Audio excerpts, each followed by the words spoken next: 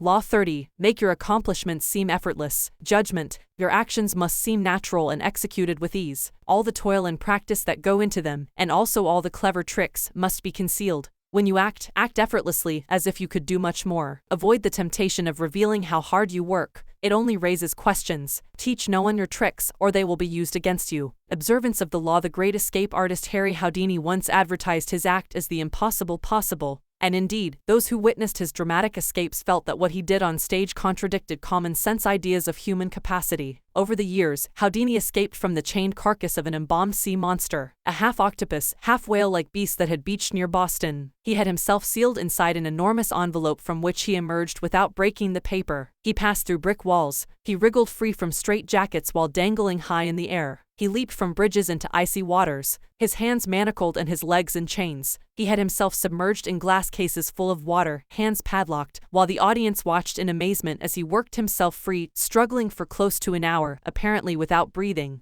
Each time, he seemed to court certain death, yet survived with superhuman aplomb. Meanwhile, he said nothing about his methods, gave no clues as to how he accomplished any of his tricks. He left his audiences and critics speculating, his power and reputation enhanced by their struggles with the inexplicable. Perhaps the most baffling trick of all was making a 10-pound elephant disappear before an audience's eyes, a feat he repeated on stage for over 19 weeks. No one has ever really explained how he did this, for in the auditorium where he performed the trick, there was simply nowhere for an elephant to hide. The effortlessness of Houdini's escapes led some to think he used occult forces, his superior psychic abilities giving him special control over his body. But a German escape artist named Clopini claimed to know Houdini's secret. He simply used elaborate gadgets. Clopini also claimed to have defeated Houdini in a handcuff challenge in Holland. Houdini did not mind all kinds of speculation floating around about his methods, but he would not tolerate an outright lie. And in 1902, he challenged Clopini to a handcuff duel. Clopini accepted. Through a spy, he found out the secret word to unlock a pair of French combination lock cuffs that Houdini liked to use. His plan was to choose these cuffs to escape from on stage. This would definitely debunk Houdini. His genius simply lay in his use of mechanical gadgets. On the night of the challenge, just as Clopini had planned,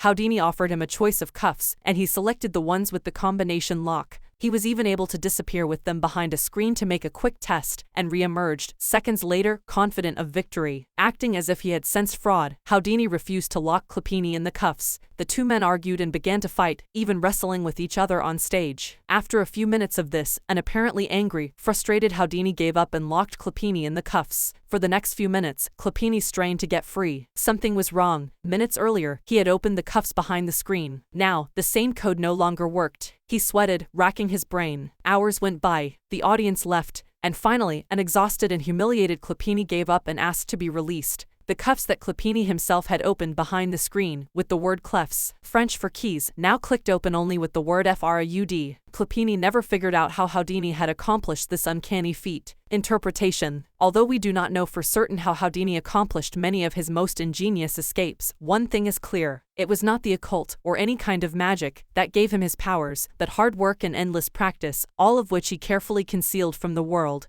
Houdini never left anything to chance. Day and night, he studied the workings of locks, researched centuries-old sleight of hand tricks, pored over books on mechanics, whatever he could use. Every moment not spent researching, he spent working his body, keeping himself exceptionally limber, and learning how to control his muscles and his breathing. Early on in Houdini's career, an old Japanese performer whom he toured with taught him an ancient trick, how to swallow an ivory ball, then bring it back up. He practiced this endlessly with a small peeled potato tied to a string. Up and down, he would manipulate the potato with his throat muscles until they were strong enough to move it without the strain. No one could check the inside of his throat, where he could conceal small tools to help him escape. Even so, Clopini was fundamentally wrong. It was not Houdini's tools, but his practice, work, and research that made his escapes possible. Clopini, in fact, was completely outwitted by Houdini, who set the whole thing up. He let his opponent learn the code to the French cuffs, then baited him into choosing those cuffs on stage. Then, during the two men's tussle, the dexterous Houdini was able to change the code to FRAUD. He had spent weeks practicing this trick,